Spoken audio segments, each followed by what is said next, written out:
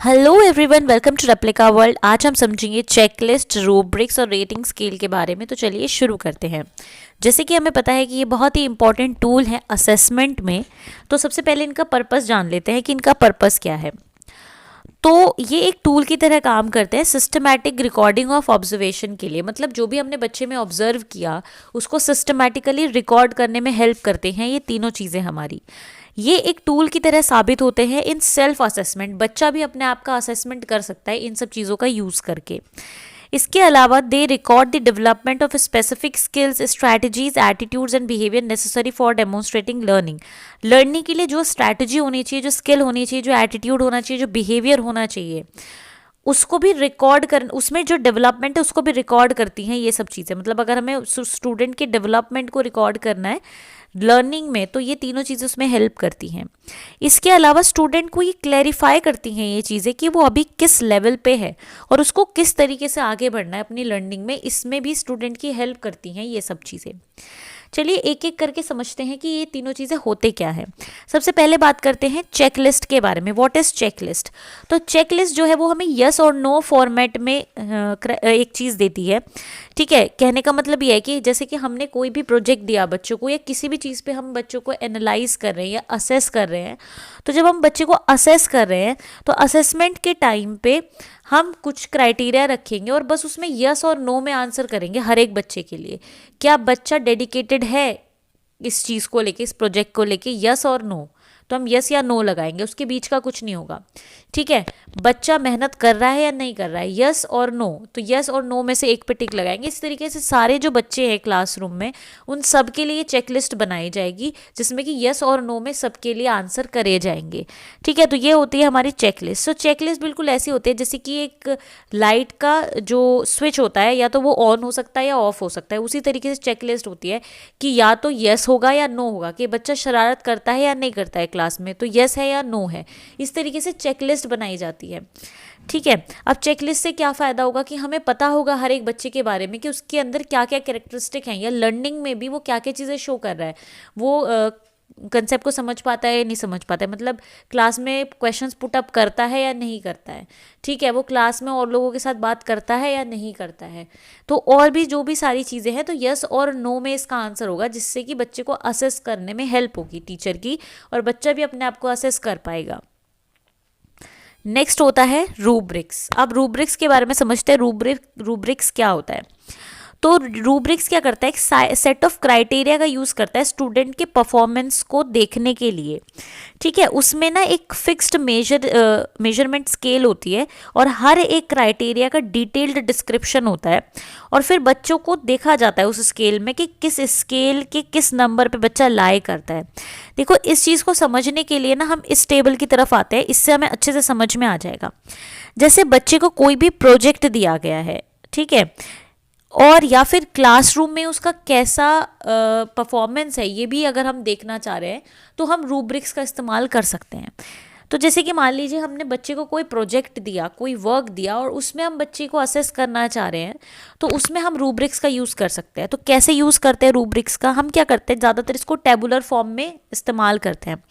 तो हम क्या करते हैं, कुछ क्राइटेरिया बना लेते हैं पहले ही और फिर उस क्राइटेरिया पे रेटिंग भी दे देते हैं और हर एक रेटिंग की एक एक्सप्लेनेशन होती है। समझते हैं इसको। जैसे एक क्राइटेरिया लिया, नॉलेज ऑफ सब्जेक्ट मैटर, मतलब बच्चे को सब्जेक्ट मैटर की कितनी नॉलेज है, सब्जेक्ट की कितनी नॉलेज है। इस पे हमने 4-5 लेवल दिए हुए हैं। सबसे पहला लेवल है एक्सीलेंट। तो एक्सीलेंट में वो बच्चे आएंगे जिनको बहुत ही बढ़िया सब्जेक्ट की नॉलेज है। फिर आएगा वेरी गुड। वेरी गुड में वो बच्चे आएंगे जिनको हाँ जितनी होनी चाहिए उतनी है अंडरस्टैंडिंग सब्जेक्ट मैटर की। ठीक है, फिर गुड आएगा। गुड में होगा कि बेसिक अंडरस्टैंडिंग है सब्जेक्ट मैटर की। Needs work.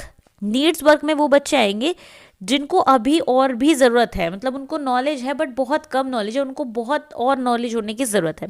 फिर एक आएंगे पुअर, जिनको बिल्कुल भी नॉलेज नहीं है सब्जेक्ट मैटर की। तो इस तरीके से हम बच्चों को रेट करेंगे इस क्राइटेरिया के बेसिस पे कि नॉलेज ऑफ सब्जेक्ट मैटर में कौन सा बच्चा एक्सीलेंट है, कौन सा वेरी गुड है, कौन सा गुड है, कौन सा किसको काम करने की ज़रूरत है, नीड्स वर्क, और कौन पुअर है। ठीक है, फिर नेक्स्ट जैसे हमारा क्राइटेरिया है क्रिटिकल थिंकिंग। तो क्रिटिकल थिंकिंग में एक्सीलेंट का मतलब ये है कि वो बच्चा एक्सीलेंट है जो आइडेंटिफाई करता है वेरियस सिनेरियोस को और अप्लाई करता है वहाँ पे क्रिटिकल थिंकिंग को और एक मीनिंगफुल फीडबैक लेने की कोशिश करता है। वेरी गुड में वो बच्चे आएंगे जो वेरियस सिनेरियोस को करते हैं, मतलब कि आइडेंटिफाई और क्रिटिकल थिंकिंग अप्लाई करते हैं ताकि एक फीडबैक मिल सके। मतलब एक्सीलेंट वाले वेरी गुड से थोड़े से अच्छे हैं। गुड में they fail to identify various scenarios but applied critical thinking, मतलब गुड वाले बच्चे सभी सिनेरियो में जो है आइडेंटिफाई नहीं कर पाएंगे बट ये क्रिटिकल थिंकिंग लगाने की कोशिश करेंगे। नीड वर्क में ये फेल भी हो जाते हैं, क्रिटिकल थिंकिंग भी नहीं कर पाते हैं, ठीक है। और पुअर वाले इनसे भी ज़्यादा पुअर हैं। तो इस तरीके से अलग अलग क्राइटेरिया होते हैं और उनके लिए डिफरेंट लेवल्स होते हैं। अब जैसे कम्युनिकेशन के लिए भी excellent, very good, good, need work और पुअर इस तरीके से है। तो हर एक क्राइटेरिया में कौन सा बच्चा कहाँ लाए करता है ये इसकी हेल्प से हम मार्क कर सकते हैं। और फिर इससे क्या होगा, हम भी असेस कर सकते हैं बच्चे को कि बच्चा किस लेवल पे है और उस हिसाब से उसके लिए हम इंस्ट्रक्शंस को मॉडिफाई कर सकते हैं कि भाई बच्चा क्यों नहीं सीख पा रहा है, अगर सीख नहीं पा रहा है तो, अगर सीख पा रहा है तो कौन से बच्चे ऐसे हैं जो दूसरों की भी मदद कर सकते हैं। तो इससे टीचर को भी अपने इंस्ट्रक्शन को मॉडिफाई करने में हेल्प मिलती है और बच्चों को समझने में हेल्प मिलती है। और अगर बच्चों को ये चीज़ें शेयर की जाए तो बच्चे भी समझ पाएंगे कि अच्छा मैं इस चीज़ में अच्छा हूँ बट इस चीज़ में मुझे थोड़ा सा काम करने की ज़रूरत है। तो बच्चा भी अपने आप को असेस कर सकता है और अपने अंदर इम्प्रूवमेंट कर सकता है। तो इसको हम बोलते हैं रूब्रिक्स, ठीक है। नेक्स्ट आता है रेटिंग स्केल। अब रेटिंग स्केल को समझते हैं क्या है। रेटिंग स्केल में क्या होता है, टीचर ये इंडिकेट करता है कि किसी भी बिहेवियर, किसी भी स्किल की क्या फ्रिक्वेंसी है, ठीक है। जैसे रेटिंग स्केल 10 तक है अगर, तो कोई बच्चा किसी भी क्राइटेरिया में कौन सी स्केल पे है, 10 पे है, 9 पे है, 8 पे है, 7 पे है, 1 पे है, कितने पे है, ठीक है। इसमें फ्रिक्वेंसी देखी जाएगी या डिग्री देखी जाएगी, ठीक है। तो ये बिल्कुल ऐसे है कि जैसे हमारे पास एक ऐसा बल्ब है जो कि अलग अलग डिग्री पे जल सकता है, ठीक है। वो बाहर की रोशनी के हिसाब से अपनी लाइट की इंटेंसिटी को कम ज़्यादा करता है। तो उसी तरीके से रेटिंग स्केल है। तो रेटिंग स्केल जो है it state the criteria and provide 3 और 4 response selections to describe the quality और फ्रिक्वेंसी ऑफ स्टूडेंट वर्क। बच्चा जो भी काम कर रहा है वो किस लेवल का काम कर रहा है, तो वो हमें पता चलता है रेटिंग स्केल से। तो ये होता है रेटिंग स्केल कि हम 10 तक रेटिंग देंगे बच्चे को और उसमें कौन सी रेटिंग, कौन से नंबर पे बच्चा आ रहा है, ये चीज़ हमें पता लगती है रेटिंग स्केल से, ठीक है। तो ये हो गया हमारा रेटिंग स्केल। तो हम समझ गए। Teachers can use rating scales to record observations and students can use them as self assessment tool. बच्चे जो हैं उसको सेल्फ असेसमेंट टूल की तरह यूज़ कर सकते हैं और जो टीचर है वो ऑब्जर्वेशन को रिकॉर्ड करने के लिए रेटिंग स्केल का यूज़ कर सकता है, ठीक है। अब जैसे कि वाइवा वगैरह होता है तो उसमें रेटिंग स्केल ही तो यूज़ करी जाती है एक तरीके से, मतलब कि अल्फ़ा दिया जाता है, किसी को अल्फ़ा प्लस दिया जाता है, किसी को बीटा है, बीटा प्लस दिया जाता है ना। तो वो रेटिंग स्केल ही तो है कि भाई जो अल्फ़ा वाले बच्चे होंगे उनको हम इतने मार्क्स देंगे प्रैक्टिकल में, बीटा वालों को इतने मार्क्स देंगे। तो ये सब क्या है, रेटिंग स्केल ही तो है। तो रेटिंग स्केल से क्या करते हैं ना टीचर, जैसे टीचर ने ऑब्जर्व किया बच्चे का वाइवा लिया, बच्चे का परफॉर्मेंस देखा तो उसको ऑब्जर्व किया।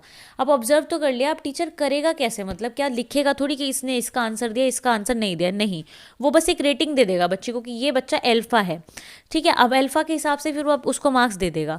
तो रेटिंग स्केल में ये होता है कि जो भी टीचर ने ऑब्जर्व किया वो उसको एक रेट दे देगा, रेटिंग स्केल पे एक नंबर दे देगा और उस हिसाब से बच्चे का असेसमेंट होगा, ठीक है। और इससे क्या होता है, बच्चे भी अपने आप को असेस कर पाते हैं।